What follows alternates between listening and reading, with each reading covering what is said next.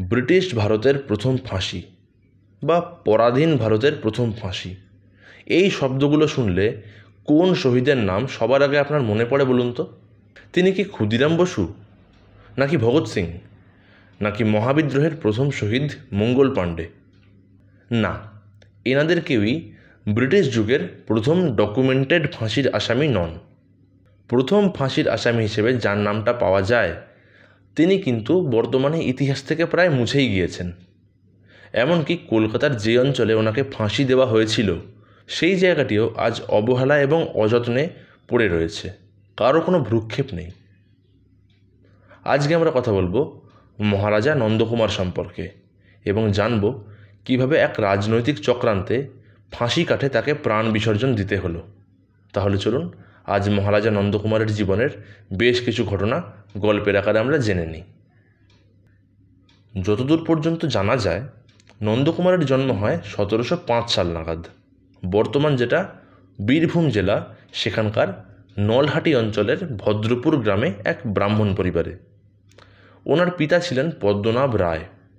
তিনি বাংলার প্রথম নবাব অর্থাৎ মুর্শিদ কুলি খাঁর অধীনে আমিনের চাকরি করতেন। আমিন পদটা কি? সেটা হচ্ছে রেভিনিউ কালেকশন। তিনি একজন রেভিনিউ অফিসার ছিলেন। ছোটোবেলা থেকেই বাবার সঙ্গে থাকতে থাকতে নন্দকুমারও এই কাজটি বেশ ভালোভাবে রপ্ত করে নেন।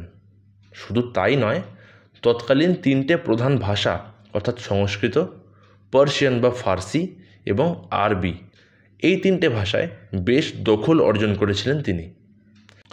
এই কারণেই বাংলার নবাব আলীবর্দী খাঁ ওনাকে আমিন পদে নিয়োগ করে এবং বাবার মতো তিনিও একজন রেভিনিউ অফিসিয়াল হিসেবে কাজে যোগদান করেন। সেই সময়ে কোনো এক কারণে অত্যন্ত কম পরিমাণ ফসল উৎপাদন হয়েছিল, যার ফলে নবাবের কোষাগারে অত্যন্ত কম পরিমাণ খাজনা জমা পড়ে। যেটুকু পড়ে সেটাও নির্দিষ্ট দিনের বহু পরে। এই কারণে নবাব অত্যন্ত অসন্তুষ্ট হন এবং সঙ্গত কারণেই নন্দকুমারের চাকরি যায়। পরবর্তীকালে অবশ্য তিনি দেওয়ান বা চিফ রেভিনিউ অফিসার রূপে চাকরিতে পুনর্বহাল হন। এই পদে তিনি বেশ সুনামের সঙ্গেই চাকরি করছিলেন। এমন সময় এলো 1757 অর্থাৎ পলাশির যুদ্ধ।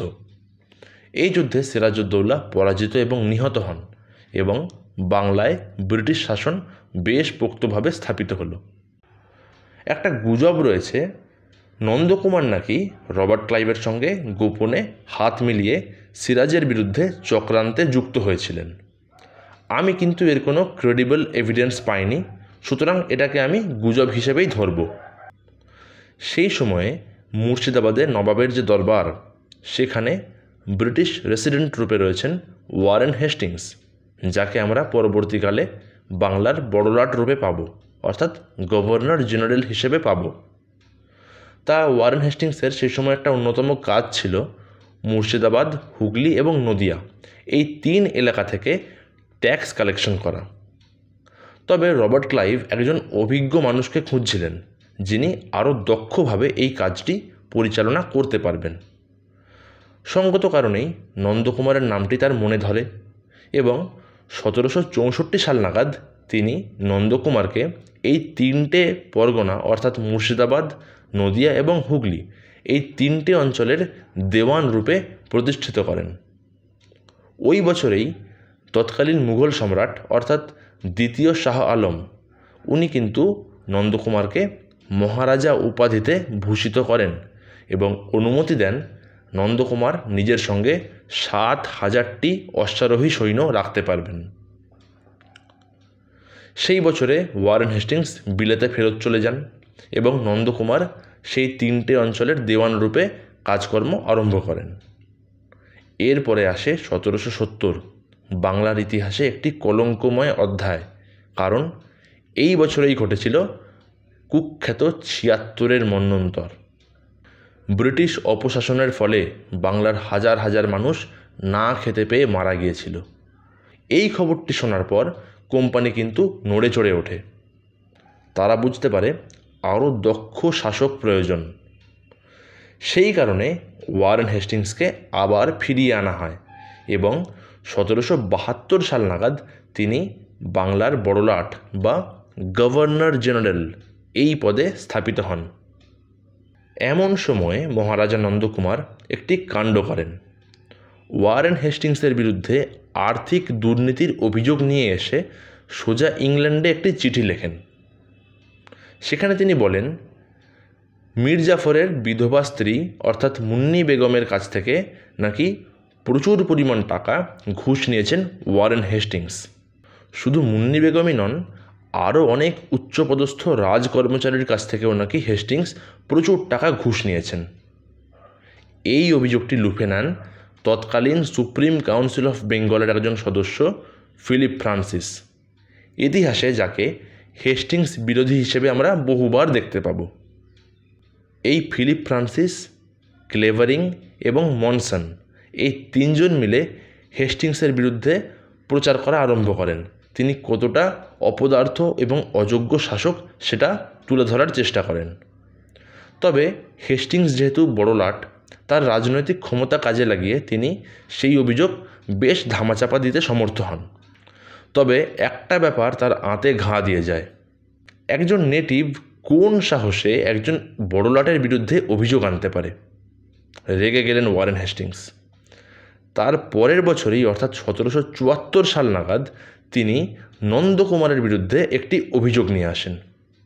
সেখানে তিনি বলেন 1765 সালে বুলাকি দাস নামে একজন ব্যবসায়ীর কাছে নাকি প্রচুর টাকা আর্থিক দুর্নীতি করেছেন নন্দকুমার।